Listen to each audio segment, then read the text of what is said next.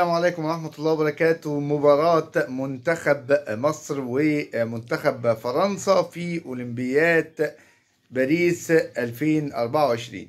منتخب مصر عمل بطولة بصراحة، زي ما بيقولوا مدرب جهاز فني عمل من الفسيخ شربات. أداء عالي جدا، فنيا بدنيا عالي جدا. بطولة بنعيشها في ظروف ومناخ قد يكون غير ملائم لمنتخب مصر. منتخب بدون محترفين إلا نجومنا النني ونجومنا الغاليين اللي موجودين. أداء عالي جدا خلال ماتشات البطولة بالكامل. تحقيق فوز لأكثر من مباراة، تعادل في المباراة الأولى، أداء عالي وحاجة فوق الوصف. النهاردة في مباراة منتخب مصر ومنتخب فرنسا، صاحب الأرض ومنظم البطولة والمنتخب اللي حاصل على كأس العالم، زي ما احنا عارفين.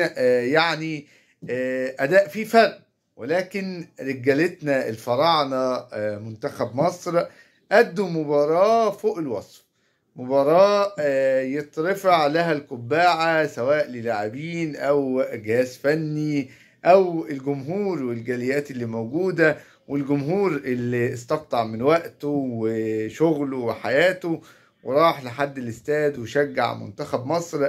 شابوه للقائمين على منتخب مصر الأولمبي، شابوه على الجهاز الفني، شابوه للاعبين الرجالة فعلا اللي أثبتوا إن احنا عندنا منتخب مصر قادم، يقدر يحقق بطولات، يقدر يلعب في مباراة دولية رائعة. كسر الحواجز خلال الثلاث مباريات اللي فاتوا، وفي مباراة فرنسا كسر الحاجز وخلق لينا مساحة كبيرة نقدر نتكلم فيها ان احنا عندنا كرة قدم تحتاج الاهتمام، ومنتخب يحتاج توفير الامكانيات العالية والاختيار المبني على الكفاءة والخبرة، وسواء للجهاز الفني أو للاعبين.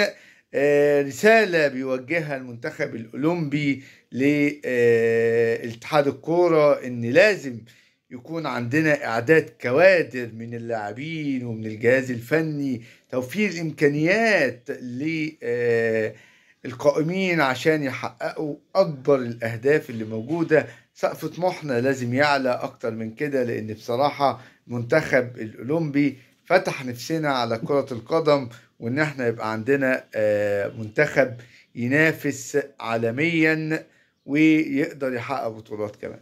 شابوه لمنتخب مصر، وشكرا للجهاز الفني، وشكرا للجمهور، وشكرا في المقام الأول للاعبين اللي فعلا أبهرونا. السلام عليكم.